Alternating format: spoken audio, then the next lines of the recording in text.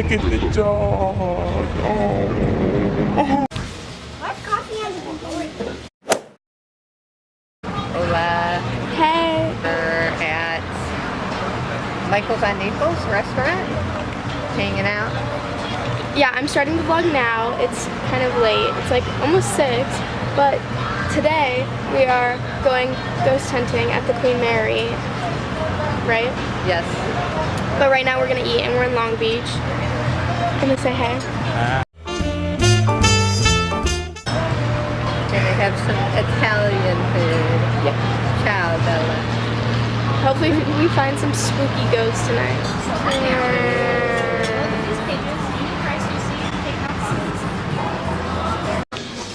That looks so good. Happy birthday, sister. Thank you. Blow down. Skinny legend line. Okay, it's really dark right here because we're outside, but I didn't really explain in the intro, but we're going on the ghost tour at the Queen Mary, and we just got here. It's spoopy. It's like 8:30 right now, and it's gonna be real spoopy hours because it says it's 2 hours, but we'll see.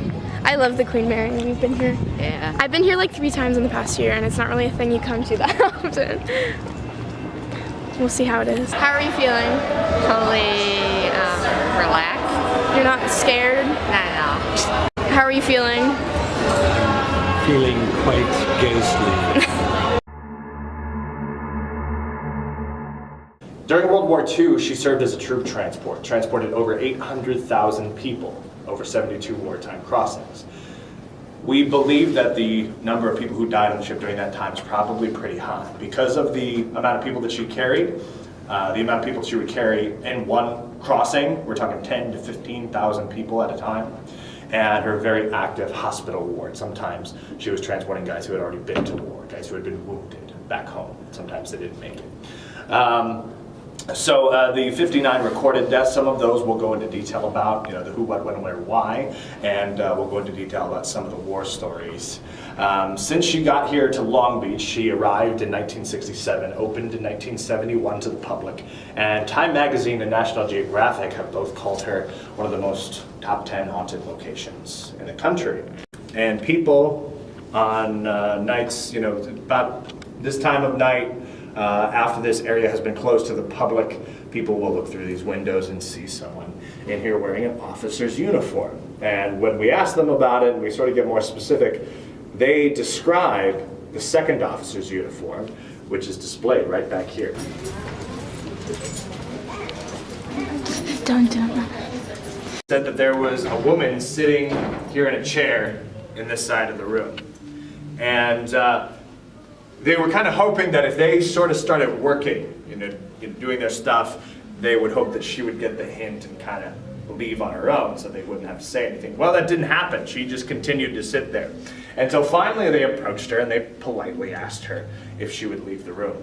Well, she did not respond to their request. Sort of continued to kind of stare off into space.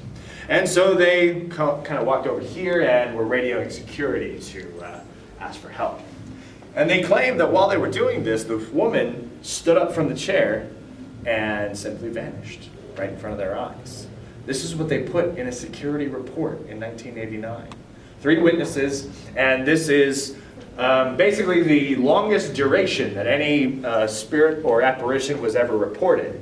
This woman was sitting here in this chair for 10 minutes.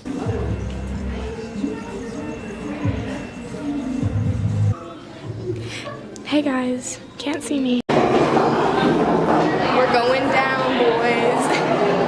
Yes. Here, here, and here.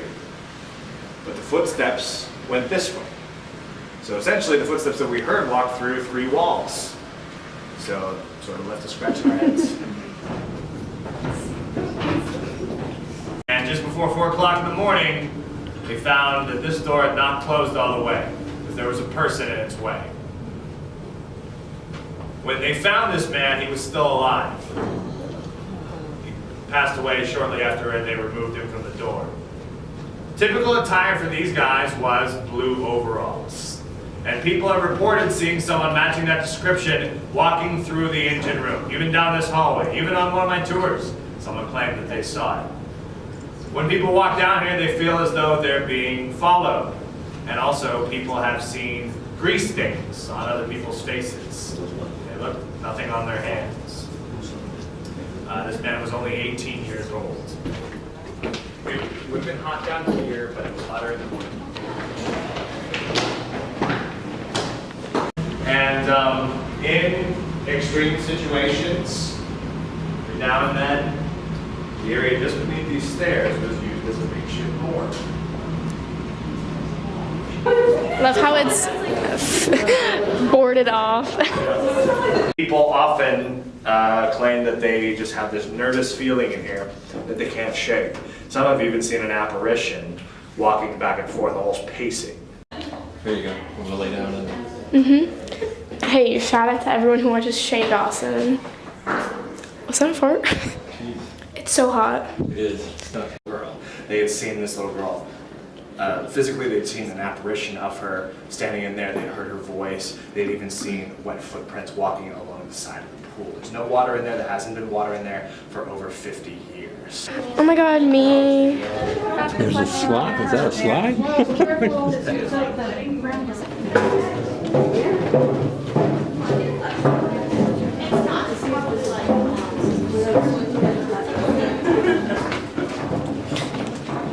Me in the morning.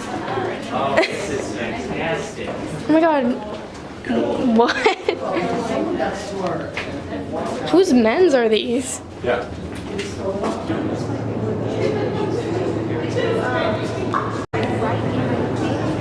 Smells like a rat down here. Boom. I remember. It's so much colder in here. Both my hips just broke. Of that.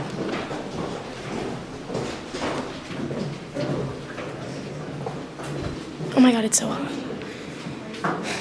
Why is it so hot? On October 2nd, 1942, about a month away from the anniversary, Queen Mary is on her way to Ireland with over 10,000 American soldiers. She's accompanied by 5 destroyers, keeping a pretty good distance, looking out for submarines, other ships, and a light cruiser called the HMS Curacao, staying a lot closer because her job is anti-aircraft defense. Queen Mary did a zigzag pattern to be a difficult target for submarines. Curacao turned in front of Queen Mary's bow in the middle of a zigzag. And the zigzag is not random. It's planned out, but for whatever reason, Curacao does not know which pattern Queen Mary is doing that day. So it pulls in front as Queen Mary is about to make a turn, and Queen Mary broke it in half. Killed 338 people. The collision happened right here. Not everyone died in the initial collision on the Curacao. Remember when we visited the ship's propeller?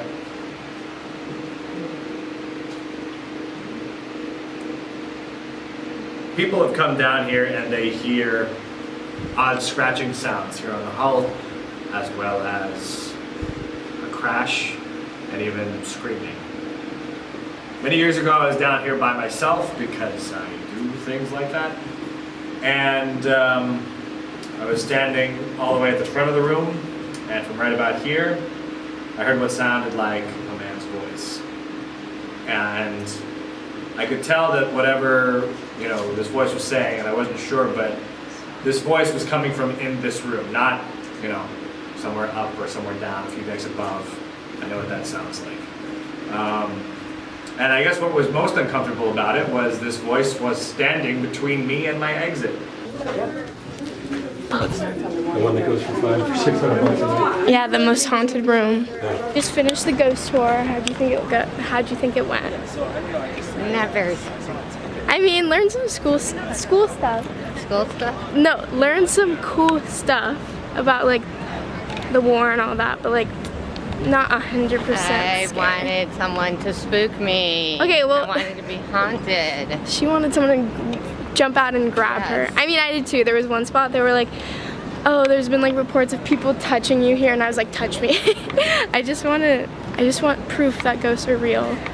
But it was cool. It was so hot in there. I'm sweating. Where are you? Hello. Hey. So now we're gonna drive home.